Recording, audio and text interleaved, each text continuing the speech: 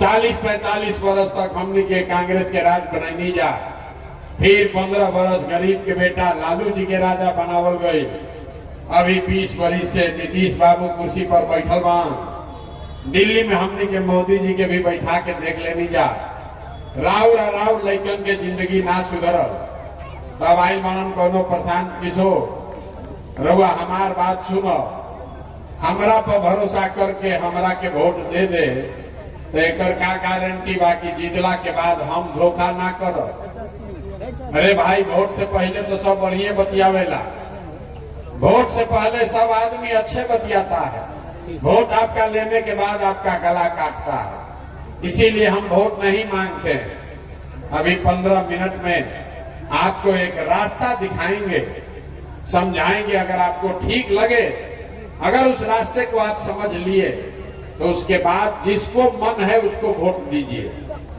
Vote जेकरा के बुझाए ओकरा के दी जा, लेकिन जो रास्ता अभी बताई उसे वोट दे तो और कुछ हो चाहे ना हो, राउआ सबके लइकन के पढ़ाई और रोजगार के व्यवस्था निश्चित तौर पर एजे बिहार में हो जाए। तो जकरा जकरा रास्ता सीखे के बाद अब एजा कुर्सी पर बैठ के उंघाए के नहीं थे, भाषण हो गई खत्म। अब 2 सवाल रउआ से हम पूछो आ सबके हाँ या ना कह के ओकर जवाब देवे के बाद, जोर से बोले के बाद। गर्दन हमार फसल बा, ज्यादा चिल्लाई ना। जब सवाल पूछो तो अपना जगह से जोर से बोले के बाद हाँ या ना।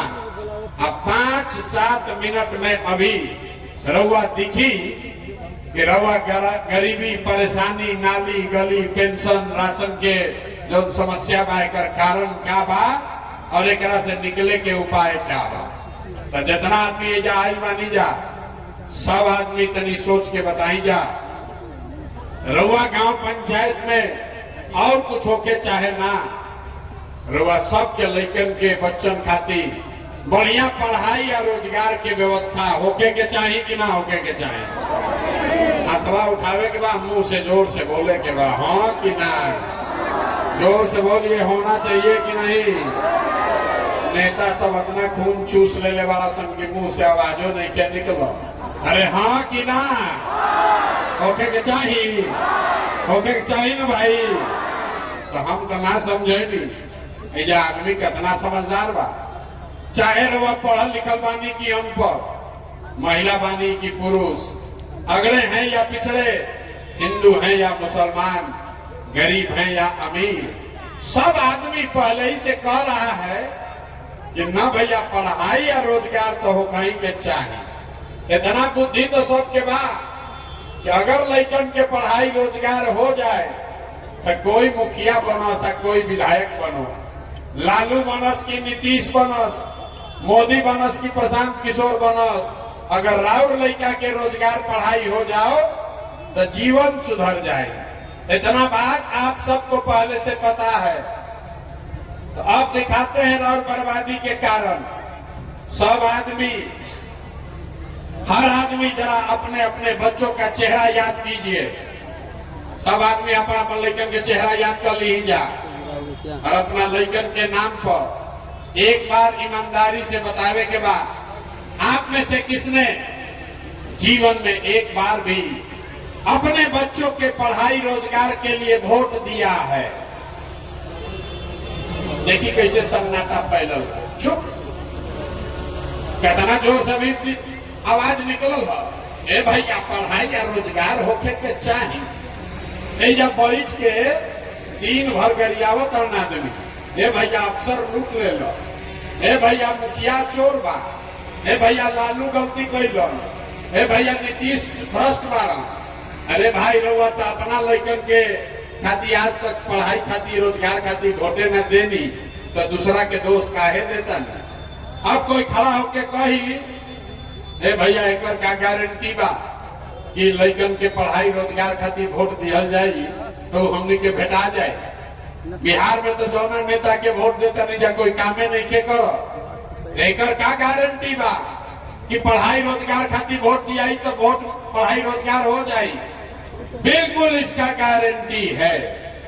हमसे लिख कर लीजिए, वोट जिसको मन है उसको दीजिए, हमसे लिख कर लीजिए, आपके बच्चों को पढ़ाई रोजगार निश्चित मिलेगा। हमारा बात पर भरोसा मत कीजिए, अभी अपना आंख के सामने देखिए जादू कि आपके बच्चों को पढ़ाई रोजगार कैसे मिलेगा। दूसरे सवाल का जवाब दीजिए और फिर जादू शुरू होगा। सब आदमी तनी सोच के बताई जा, आज तक रहुआ सब जगह के वोट देनी जा, जिसको भी आप वोट दिए वो नेता लोग आप लोग का काम किया है कि नहीं किया है? अथवा उठा के बोले कि पहले ही कहले बानी, हाँ चाहे ना, जोर से बोलो रे भाई, अरे जोर से बोलिए, किया है कि नहीं किया है? किया है कि नहीं किया है? नहीं किया, नहीं किया है ना? अब पलटिया जा मत भाई। सब आदमी कहले बा, वीडियो में रिकॉर्ड हो गए, सबे कहल ये भैया जौना दल के नेता के वोट देनी जा, आज तक तो हमने के कोई कामे ना कैलस, तभी अब 2 मिनट में देखी जादू गिरवा लड़कन के पढ़ाई रोजगार कैसे मिली, यह नेतन के रहते कैसे मिली, रवा जादू देखी। अब जब गिनवावे शुरू करो, सही बात हम बोली तो जोर से हाँ बोले के बाद, आ गलत बोला तो ना कहब, जैसे ही बात खत्म हो जादू के तरह दिखी कि पढ़ाई रोजगार कैसे मिली। पूरा बिहार में, तरैया में, छपरा में, सभा में आए कोई आदमी, सब आदमी मिलके, कितना आदमी 5 किलो अनाज के लालच में मोदी जी के भाजपा के वोट देले बा। तो बिहार में रुआ गांव में चाहे जितना चोरी भ्रष्टाचार बा, 1 किलो चोरी करके 4 किलो अनाज जाके गरीब आदमी के मिलता कि नहीं थे मिलत? जोर से बोले के बाद मिलता कि नहीं थे मिलत? वोट से पहले हमने के वोट देनी जा, हिंदू मुसलमान बन के सब लोग कहल कि जाए दी हमारा लड़का के दशा कुछो होके, हम चाहे जी चाहे मरी, पहले अयोध्या में राम जी के मंदिर बने के चाहिए। तरुआ गांव में नाली गली ना बनल, स्कूल अस्पताल नहीं थे, सारण छपरा में फैक्ट्री ना लागल, लेकिन रउआ वोट के ताकत से अयोध्या में राम जी लला के मंदिर बनल बा कि नहीं थे बनल? अरे मंदिर बनल बा कि नहीं थे बनल? मोदी जी इतना प्रचार करता है, मंदिर बना है कि नहीं बना है? आपने, हमने, कई लोगों ने वोट दिया नीतीश कुमार को, कहा ना मोदी के ना दे, लालू के ना दे, नीतीश के दे। नीतीश के राज में 400 रुपया हमने के पेंशन मिलता, घरे घर बिजली आई बा। तो तनी सोच के बताई, नीतीश के इसी भ्रष्ट सरकार में बिजली का बिल 1000 आए चाहे 2000, घरे घरे बिजली आई बा कि नहीं क्या आई? बिजली आया है कि नहीं आया है? बिजली आया है। आपने, हमने वोट दिया सिलेंडर के लालच में मोदी जी के, मोदी जी सिलेंडर बटले वाला, तो सिलेंडर के दाम 800 हो कि 1200, घरे घरे सिलेंडर बटाई बा कि नहीं के बटाई? अरे सिलेंडर बटा है कि नहीं बटा है? तो हिलाई ना तू हाली, जोर से बोलिए, सिलेंडर बटा है कि नहीं बटा है? आपने, हमने वोट दिया जाति के नाम पर अपना जात के नेता को। बिहार में आदमी कहेला जी ही चाहे मर जाए, अपना जाते वाला के वोट दे, तो राउर जात के नेता जोन बाड़न जा, आपके जात के नेता ने आपके बच्चों के पढ़ाई रोजगार का बात नहीं किया, लेकिन जाति का बात, जाति का गिनती जनगणना पूरा बिहार में कराया है कि नहीं कराया है? अरे गिनती भइल बा कि नहीं के भइल जाति के? भइल बा। आपने, हमने वोट दिया मोदी जी का भाषण सुन के, ये भैया मोदी तो बड़ा विकास के लिए बारन गुजरात में, तो भाई मोदी गुजरात में तो विकास करत पूरा देश के पैसा ले जाके गुजरात के गांव गांव में फैक्ट्री लगा रहे हैं, और पूरा बिहार से, सिवान, छपरा, मरौड़ा, तरैया से राउर हमार लड़का रउआ घर के सवान गुजरात में जाके नौकरी मजदूरी करतान के लेखन करो, तो कौना बात पर वोट देनी है जो नहीं खे मिलो? अरे रउआ तो अपना लड़कन के नाम पर कहनी कि ए भैया जीवन में अपना लड़कन के पढ़ाई रोजगार खातिर वोट नहीं की देले, तो यह तो जादू दिखावे आई बानी। जौना चीज खातिर वोट देनी वो चीज मिलता, और जौना चीज खातिर वोट नहीं की देले वो नहीं के मिलत। 5 किलो अनाज खातिर वोट देनी तो अनाज मिला था। अयोध्या में मंदिर बनावे खातिर वोट देनी, मंदिर बन गई। बिजली खातिर वोट देनी, घरे घर बिजली आ गई। सिलेंडर के लालच में वोट देनी तो सिलेंडर घरे घर बटा गई। जाति के नाम पर वोट देनी तो जाति के चर्चा घरे घर हो रहा बा, गिनती सरकार करा रहा बिया। गुजरात के नाम पर वोट देनी तो गुजरात में विकास हो गई। और राउर लड़का जाके गुजरात में मजदूर बन गई। नेता के लड़कन खातिर वोट देनी तो नेता के लड़का राजा हो गई सन। और रउआ अपना लड़कन के पढ़ाई रोजगार खातिर ना वोट देनी तो राउर लड़का गरीब मजदूर बन गई। यह बात बतावे आयल बानी। बोआ बबूल तो आम कहां से खाई? अगर आप अपने बच्चों का चिंता नहीं कीजिएगा तो दूसरा आपके बच्चों का चिंता क्यों करेगा? रउआ तनी सोच के बताएं। आप अगर अपने बच्चों का चिंता नहीं कीजिएगा तो दूसरा कोई आपके बच्चा का चिंता करेगा? भाई काहे करेगा?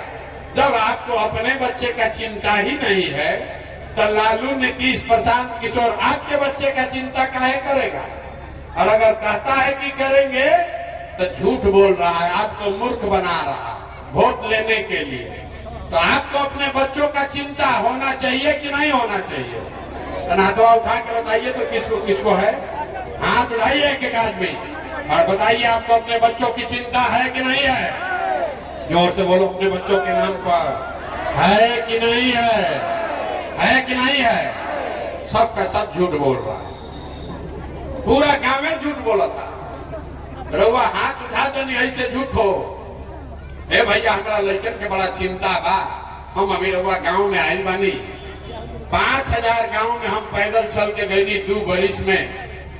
आज आपके गांव में आए हैं। रास्ता में अगर 100 गो बच्चा मिला है, रास्ता में अगर 100 गो बच्चा मिला, आपके घर के, आपके गांव समाज के बच्चे मिले, आधे से ज्यादा आपके बच्चों के शरीर पर शुद्ध कपड़ा नहीं है।